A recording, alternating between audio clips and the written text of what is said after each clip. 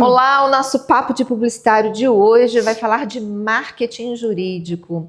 Comigo, nós temos aqui a Tuane, estudante do 5º período de comunicação social, que está atuando nesse campo de marketing jurídico, na verdade, trabalhando dentro das mídias digitais, desenvolvendo conteúdo, seguindo as práticas de marketing jurídico, porque também tem aspectos éticos, né, tem vários senões para se trabalhar nesse campo da comunicação.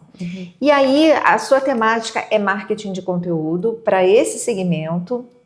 Eu te pergunto, o que o seu trabalho pretende abordar?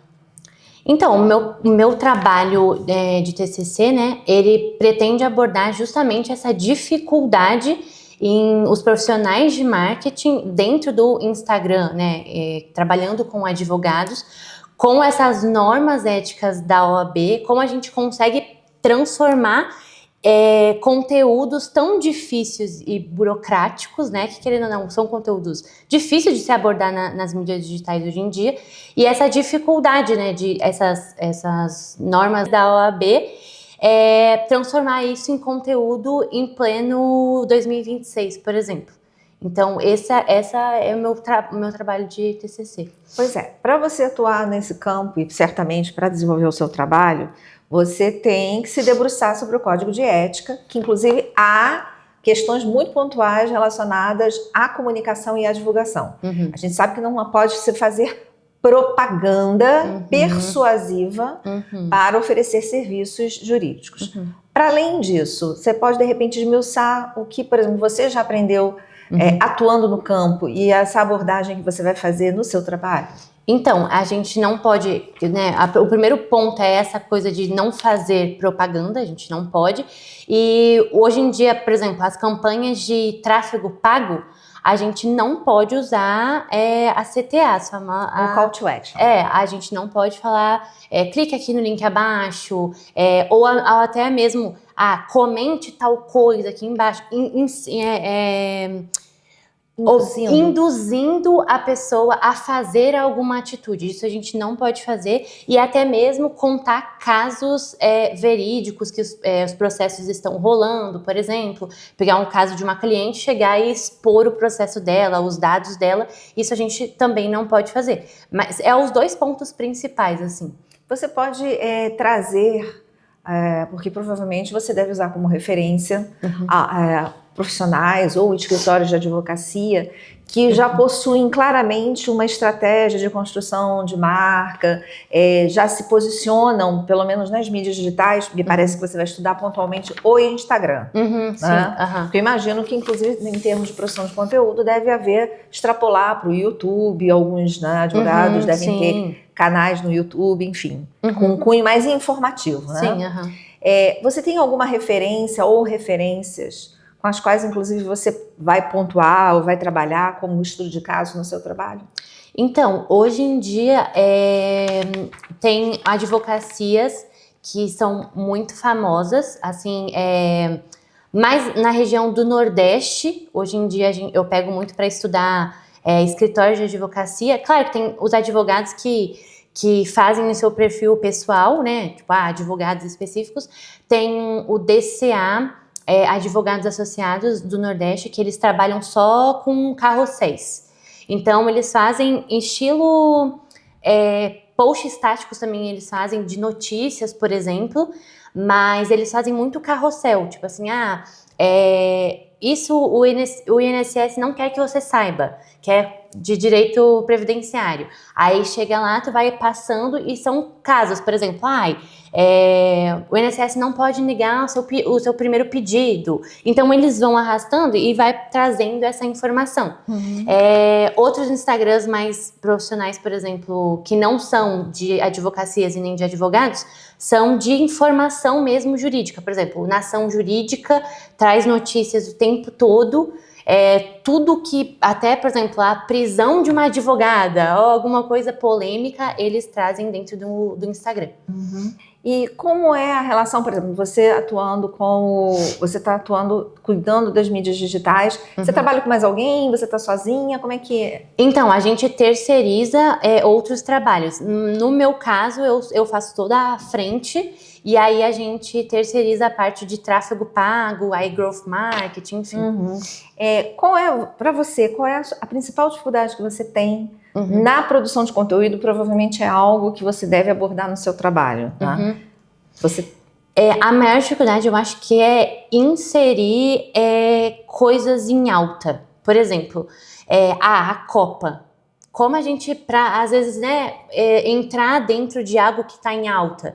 Porque é fácil, vamos supor, tu trabalha numa loja de moda, inserir o Diabo Veste Prada na moda, por exemplo. Tu trabalha numa loja também de roupa ou utensílios, enfim, loja em geral. Inserir às vezes a Copa nisso. Os convocados da Copa, vamos supor, coisas assim. Eu acho que a maior dificuldade é ter uma criatividade para, hoje em dia, a gente falar em questão de visibilidade e crescimento nas mídias digitais, porque todo mundo quer crescer no meio da internet. Então, inserir essa parte da criatividade de ter essa minúcia de, tipo, o que eu posso estar fazendo? Porque tem esses limites da OAB, de não passar vergonha também de falar, meu Deus, como que eu vou colocar Copa falando de direito? Não. Ou, sei lá, né, ter essa... Uma forçação de barra. Exato, essa formação. Ou até mesmo as famosas trends do momento, do Instagram. Você acha que essas... É isso que eu até ia comentar. Você acha que, de repente, seguir essa linha das trends do momento e o modismo, você acha que isso combina com a advocacia? Não. Será que não fica dicotômico, não, né? Não passa credibilidade, mesmo, né? Pois é. Aí quando você falou assim, Copa Diabo Veste Prada? O Diabo Veste Prada e Copa com direito. Eu particularmente iria na contramão. Exatamente. Né? E certamente chamar a atenção com um discurso mais informativo. Exatamente. Realmente é um segmento que a atuação ela é bastante exigente. E aí você disse que vai fazer estudo, uma análise interpretativa de conteúdo de 2 perfis. Fala por quê e de onde, sobre que perspectiva você vai trazê-los para contextualizar essa questão do marketing de conteúdo no segmento advocatício. Então, quando a gente pesquisa sobre marketing jurídico, fala muito sobre Nelson Williams, justamente por ele ter um livro sobre marketing jurídico, e hoje em dia a gente pesquisando artigos ou pesquisando sobre o tema, enfim, é muito difícil a gente achar algo sobre marketing jurídico, porque é uma coisa nova no mercado. Claro que já está há bastante tempo construindo isso, só que as pessoas ainda têm receio, principalmente as pessoas do meio. As pessoas que trabalham com marketing, as pessoas fora, acham super válido ser inserido, tem divergências de opiniões, mas os próprios advogados têm esse receio. Então, ele quebrou esse paradigma de que advogado não pode fazer marketing, por exemplo. Então, ele fez esse livro, ele escreveu esse livro sobre Isso Não É Loucura, é Coragem. Então, justamente, isso não é loucura porque as pessoas tinham esse preconceito de eu sou advogado, eu sirvo para advogar e resolver caso, então eu não tenho que estar na internet. Só que é aquela coisa de ser visto, porque às vezes a gente tá no Instagram, tem uma mulher querendo se divorciar do marido e não sabe os direitos dela, não sabe quando que ela pode pedir um advogado uma ajuda para pensão ou coisas do tipo, então tem essa visão de informação. E hoje em dia as redes sociais são muito para esse apoio também, questão de... Utilidade pública. Exatamente, de tu dar esse apoio, né? Essa coisa, várias de depoimento de, olha, eu tô passando por isso. Essa coisa dos comentários, por exemplo. Mas é aceitável, eu não conheço os critérios, né, da OAB, o Código de Ética da OAB, mas é aceitável, por exemplo, que você traz um conteúdo de utilidade pública, informativo, e aí alguém comenta e pede ajuda, essa mediação, ela de repente não tem que sair do Instagram por uma questão de privacidade, ou essa troca de informações, ela é aceitável, porque é uma mídia digital, expõe as pessoas, né? E eu imagino que uma das características dentro do código de ética seja a não exposição. Como é que lida com isso? Por exemplo, né, até assim, respondendo as demandas a partir do que se posta em termos de conteúdo. Esses limites não são muito tênues? Então, quando uma cliente, né, uma espectadora vai lá e comenta, por exemplo, tô sofrendo com isso, tô fazendo aquilo. O que a gente não pode fazer é realmente induzir a pessoa a contratar o serviço. Então, por exemplo, a pessoa tá lá falando assim, eu tenho fibromialgia, eu sofro com depressão, tá fazendo um desabafo nos comentários. O que eu posso estar fazendo? Aí a gente pega, junta com a informação, igual conversar na rua, alguma coisa do tipo, a pessoa te encontra e vai te perguntar. A gente explica, você pode ter direito a um auxílio-doença, uma aposentadoria por invalidez, alguma coisa do sentido, e aí chega a CTA escondidinha, que é, você precisa buscar orientação jurídica. Fim, não é me chama no meu privado, ou ligue para o telefone tal, ou me chame aqui no privado. Não, a gente não pode fazer isso. O que a gente pode responder com informação e falar, você precisa de uma ajuda especializada, uma ajuda jurídica ali para te ajudar. Agora, se a pessoa que já viu que tu tá respondendo ela, automaticamente ela vai associar com então tá bom, eu vou chamar aqui no privado, ou eu vou ligar para essa pessoa, eu vou até mesmo no escritório dela, e aí a gente tem um cliente quente ali perto da gente. Mas nada impede ela ligar para o genro dela, que é advogado, e falar, olha só, um escritório aqui me respondeu que eu posso ter um auxílio-doença. É verdade? Aí é com a pessoa, entendeu? Entendi. Mas a gente responde com informação. E aí, reunindo o seu trabalho de conclusão de curso, que invariavelmente passa pela sua experiência, e certamente o seu questionamento vem da sua experiência, como você, em termos metodológicos, vai responder à sua questão, que é essa questão do marketing jurídico aplicado, essa questão da produção do conteúdo com limitações, porque há um código de ética e é importante, né, que se faça valer esse código de ética, né?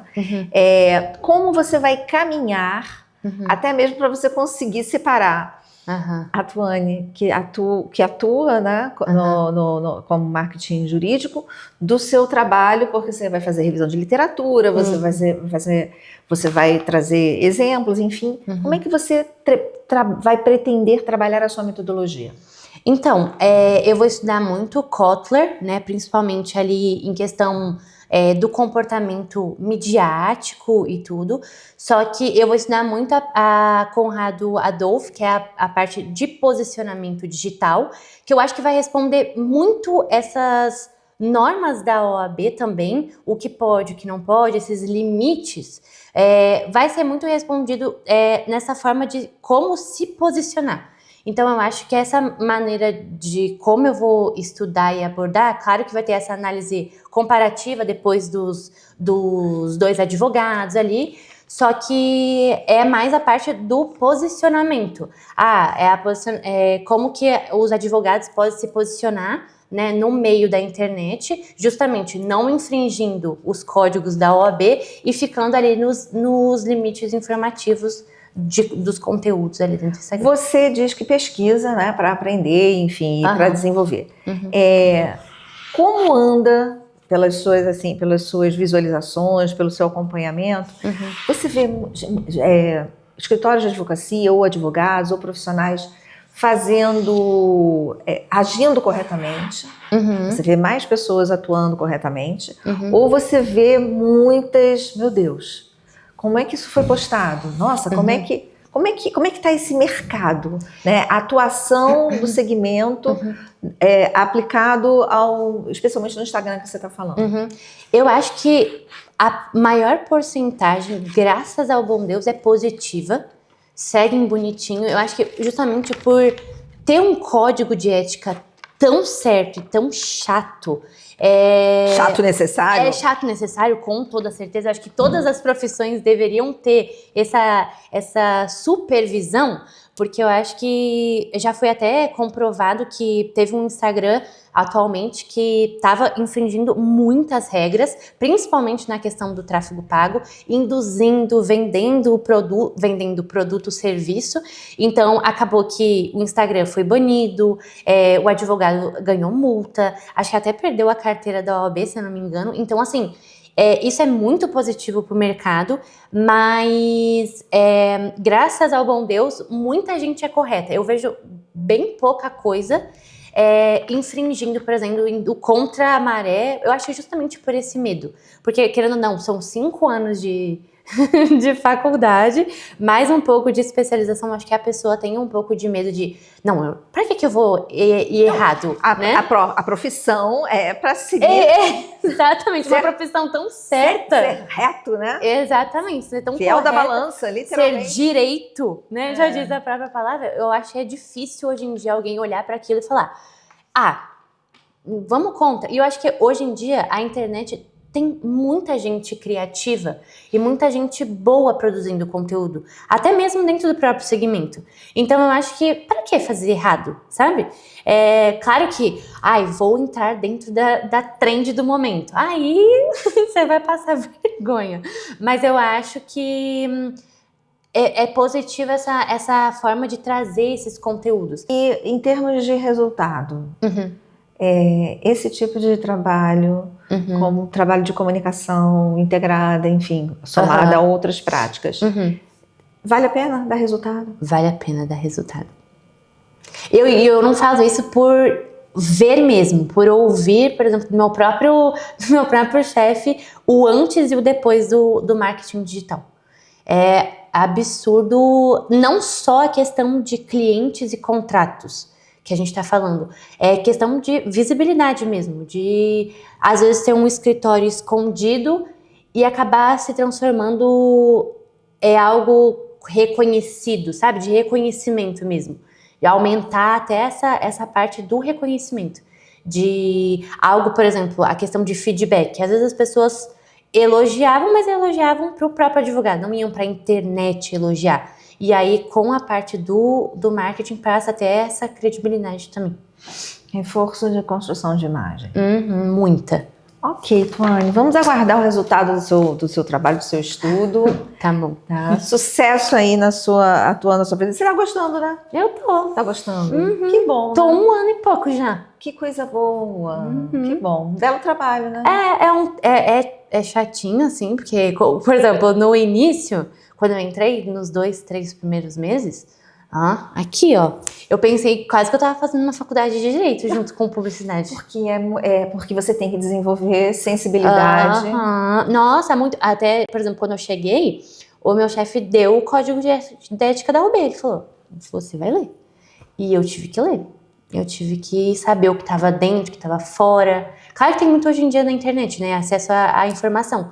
Só que todos os direitos eu tinha que saber também. E a insegurança de, meu Deus, será que eu fiz direito? Será que eu fiz certo? Não, eu já errei muito. Muito. Por exemplo, a gente fez uma campanha para direito de saúde. E era sobre o canabidiol. Eu errei muito feio. Mas errou já postando ou antes de postar? Errando antes e depois de postar. Antes e depois? Porque aí o que acontece? Você submete a seu chefe. Olha que curiosidade, a gente já saiu aqui do TCC. Vamos lá. Não, rápido, só pra... É interessante isso. Você desenvolvia hoje você se sente mais segura. Sim, você desenvolvia o material, a produção de conteúdo, submetia ao advogado. Não, sim, responsável. E aí ele fazia uma leitura, isso pode, não pode? Sim, enfim, publicou. E aí, hoje você já faz no automático? Sozinha. Hoje é sozinha. Nossa, que coragem, hein? Tive que estudar todo tipo de direito. Eu falava, cara, eu posso fazer a prova da OAB que eu já vou saber de alguma coisa. E é bizarro. Eu tive que... E aí, hoje em dia, eu me sinto super segura. Hoje em dia, às vezes, a gente até contratou uma menina pra trabalhar comigo. Aí ela fazia os roteiros e falava, não, isso aqui tá errado, isso aqui tá errado. De tanto a gente já pegar ali. E aí, hoje em dia, não, é só... Uma faculdade. Exatamente. Hoje em dia, eu só entrego o roteiro e falo, grava. Porque é fácil. Eles nem precisam mais esse retrabalho de eu mandar, voltar. Não, hoje em dia não. Hoje em dia já é na primeira que que vai, assim, super Tá fácil. bom, mas especialista. Se tá sofrendo com algum direito, pode me perguntar que eu vou saber. Uma especialista em publicidade direcionada ao marketing marketing jurídico. jurídico. Você adorou aquela palestra da... Adorei com a Fernanda. Mandei mensagem pra ela no LinkedIn. Adorei falar com ela. Porque Machado Meyer é uma referência em escritório de advocacia. Uma referência. E aí, troquei várias figurinhas com ela. Adorei a Que palestra. bom, hein? Que coisa boa. Tuane, sucesso. Obrigada. Não apenas no seu trabalho acadêmico de conclusão de curso, como também sucesso no seu trabalho, né, à frente da comunicação do escritório de advocacia, onde você atua. E vamos ver como é que vai ser esse trabalho final, né? Já pensou quem é que vai te orientar? Vai continuar com o Marcelo? Eu gostei muito da Marcela, acho que tem a Flaviane, que dá a legislação, não? Da legislação, mas aí no caso, marketing jurídico, mais marketing, né? Talvez. Posicionamento. Posicionamento, marketing, talvez, né? Pensar no Tadeu, né? Tadeu. Ele até falou pra mim, eu vou adorar. Eu falei, quem sabe, né? Tá ótimo. Então tá. A seguir cenas dos próximos capítulos. Tá bom. Mês que vem. Beleza, então. E nós encerramos aqui o nosso papo de publicitário e de marketing jurídico. Até o próximo.